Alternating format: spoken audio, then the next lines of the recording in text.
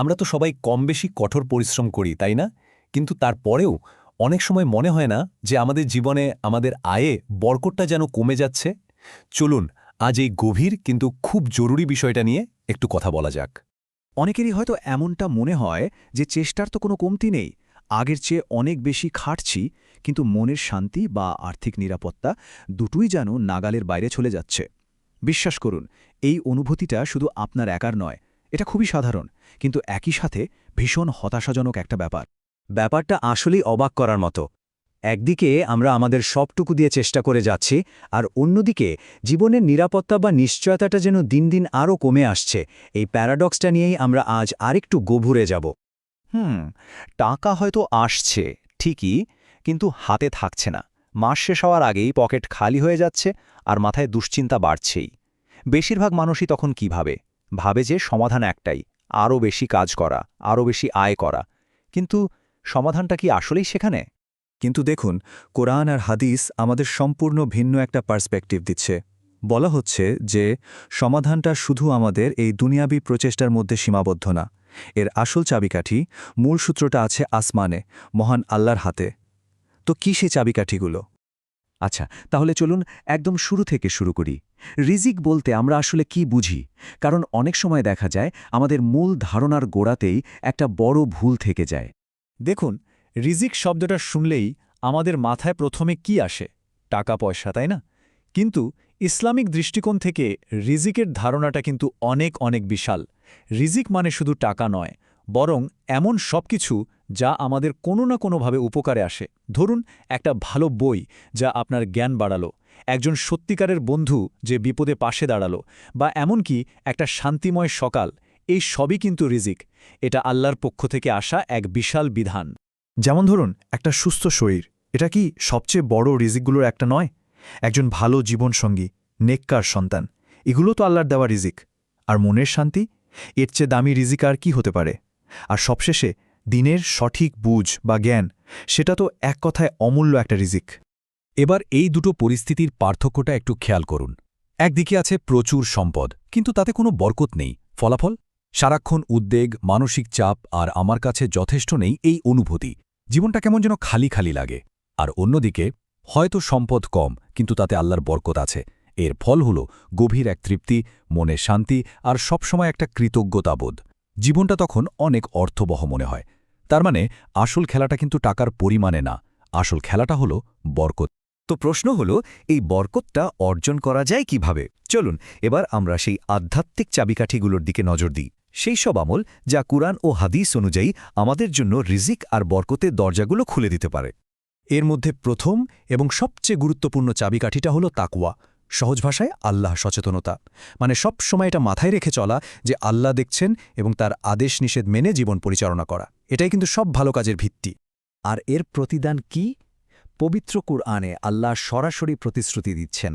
ভাবুন তো, যখন একজন মানুষ কোনো হারাম সুযোগ পেয়েও শুধু আল্লাহর ভয়ে নিজেকে বাঁচিয়ে নেয়, তখন আল্লাহ তার জন্য এমন জায়গা থেকে বের হওয়ার পথ করে দেন এবং এমন উৎস থেকে রিজিকের ব্যবস্থা করেন যা সে কল্পনাও করতে পারে না। সুবহানাল্লাহ। আচ্ছা, দ্বিতীয় চাবিকাঠিটা হলো ইস্তেগফার, মানে আল্লাহর কাছে ক্ষমা চাওয়া। ব্যাপারটা এভাবে ভাবা যায় কি, যে আমাদের গুনাহগুলো হয়তো রিজিকের পাইপলাইনে এক ধরনের ব্লকেজ তৈরি করে রেখেছে, আর ইস্তেগফার হলো সেই শক্তিশালী টুল যা এই ব্লকেজটা পরিষ্কার করে দিতে পারে। এখানেও দেখুন কুরআনে কি অসাধারণ এক ওয়াদা করা হয়েছে। বলা হচ্ছে, ক্ষমা প্রার্থনা করলে আল্লাহ শুধু যে পরকালে মুক্তি দেবেন তাই না, বরং এই দুনিয়াতেও সম্পদ, সন্তান আর বরকত বাড়িয়ে দেবেন। একটা ঘটনা বলি। বিখ্যাত তাবেঈ হাসান আল বসরি রহমতুল্লাহ এর কাছে যখনই কেউ খরা, অভাব বা সন্তান না হওয়ার অভিযোগ নিয়ে আসত, তিনি সবাইকে একটাই পরামর্শ দিতেন: বেশি বেশি ইস্তেগফার কর। তৃতীয় যে নীতিটা, সেটা হলো তাওয়াক্কুল। এখানে একটা কমন ভুল ধারণা আছে। তাওয়াক্কুল মানে কিন্তু হাত পা গুটিয়ে বসে থাকা নয়। এর আসল অর্থ হল নিজের সাধ্যমতো সর্বাত্মক চেষ্টা করা আর ফলাফলের জন্য পুরোপুরি আল্লাহর উপর ভরসা রাখা। ঠিক যেমন একটা পাখি, সে কিন্তু সকালে খালি পেটে বাসা থেকে বের হয়, খাবারের খোঁজের চেষ্টা করে, তার ভরসাটা থাকে আল্লাহর উপর যে দিন শেষে সে ঠিকই খাবার পাবে। এছাড়াও হাদিসে আরও কিছু অসাধারণ কাজের কথা বলা আছে, যেমন আত্মীয়তার সম্পর্ক টিকিয়ে রাখা। এটা শুধু আমাদের সামাজিক বন্ধনকেই মজবুত করে না, রিজিকের মধ্যেও বরকত নিয়ে আসে। আরেকটা জিনিস হলো দান সদকা।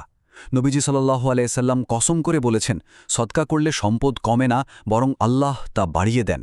আর ভোরের সময়টা, তিনি তার উম্মতের জন্য ভোরের সময়ে বরকতের দোয়া করে গেছেন। তাই দিনের শুরুটা যদি ইবাদত দিয়ে হয়, তাহলে সারা দিনের কাজে এমনিতেই একটা বরকত চলে আসে। আচ্ছা, আমরা তো জানলাম কি কি করলে বরকত বাড়ে, কিন্তু ছবির আর একটা পিঠও তো আছে, তাই না? শুধু ভালো কাজ করলেই তো হবে না, আমাদের এটাও জানতে হবে যে কোন কোন কাজ আমাদের সব ভালো প্রচেষ্টাকে নষ্ট করে দেয়, বরকত কমিয়ে দেয়। ব্যাপারটাকে একটা ছিদ্রওয়ালা বালতির মতো ভাবতে পারেন। আপনি ওপর থেকে যতই পানি ঢালুন না কেন, বালতিটা কি কখনো ভরবে? কখনোই না, কারণ নিচ দিয়ে তো সব বেরিয়ে যাচ্ছে। আমাদের গুনাহ বা খারাপ কাজগুলো ঠিক ওই ছিদ্রগুলোর মতো।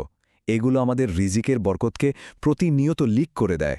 তাই একদিকে যেমন ভালো কাজ করে বালতি ভরতে হবে, তেমনি খারাপ কাজ থেকে বিরত থেকে ছিদ্রগুলোও বন্ধ করতে হবে। তাহলে এই বড় বড় ছিদ্রগুলো কি কি? কয়েকটা প্রধান কারণ হল ব্যবসায় প্রতারণা করা, ওজনে কম দেওয়া। এটা হয়তো সাময়িকভাবে কিছু টাকা বেশি এনে দেয়, কিন্তু দীর্ঘমেয়াদে বিশ্বাসযোগ্যতা আর বরকত দুটোই শেষ করে দেয়। এরপর আছে সুদ। সুদের লেনদেন আল্লাহ ও তার রাসূলের সাথে যুদ্ধের শামিল। এটা আমাদের পুরো আর্থিক সিস্টেমটাকেই বিষাক্ত করে ফেলে। আর ৩ নম্বর হল অকৃতজ্ঞতা বা নাশুকরি। আল্লাহর দেওয়া নেয়ামতের জন্য শুকরিয়া আদায় না করা। এটা আমাদের মনের শান্তি কেড়ে নেয় আর আমাদেরকে একটা অতৃপ্তির চক্রের মধ্যে ফেলে দেয়। এগুলিই হল সেই বালতির সবচেয়ে বড় ছিদ্র। তো এতক্ষণ তো আমরা অনেক কিছু জানলাম। এখন প্রশ্ন হল, এই জ্ঞানকে আমরা বাস্তবে কাজে লাগাবো কিভাবে? চলুন এবার একটা খুবই সহজ কিন্তু দারুণ কার্যকর একটা অ্যাকশন প্ল্যান দেখে নিই, যা আজ থেকেই শুরু করা সম্ভব। একদম সহজ ৩টে ধাপ। ধাপ ১, প্রতিদিন ইস্তিগফার করার একটা অভ্যাস গড়ে তোলা। ধরুন ঠিক করলেন প্রতিদিন ১০০ বার পড়বেন। ধাপ ২, আত্মীয় স্বজনের সাথে যোগাযোগটা বাড়ানো।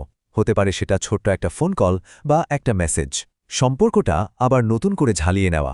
আর ধাপ ৩, খুব সচেতনভাবে সিদ্ধান্ত নেওয়া যে আয়ের অন্তত একটা হারাম উৎস থেকে নিজেকে পুরোপুরি বাঁচিয়ে রাখব। ইনশাআল্লাহ শুরুটা করলেই আল্লাহ সাহায্য করবেন। আর সবশেষে এই কথাটা সবসময় মনে গেঁথে রাখা দরকার, রিজিকের চূড়ান্ত মালিককে একমাত্র আল্লাহ। তিনি আর রাজ্জাক, অর্থাৎ দ্য প্রোভাইডার। তিনি সেই ছোট্ট পাখিটাকেও রিজিক দেন যে সকালে খালি পেটে বাসা থেকে বের হয়। তাই আমাদের কাজ হল তার ওপর পরিপূর্ণ তাওয়াক্কুল রেখে হালাল পথে নিজের সর্বোচ্চ চেষ্টাটা করে যাও। তাহলে আজকের এই পুরো আলোচনা থেকে জীবনে আরেকটু বেশি বরকত নিয়ে আসার জন্য কোনো একটা নতুন অভ্যাস আমরা আজ থেকে শুরু করতে পারি, এই প্রশ্নটা আমি আপনার জন্যই রেখে গেলাম। উত্তরটা কিন্তু আমাদের প্রত্যেককে নিজের ভেতর থেকে খুঁজে বের করতে হবে।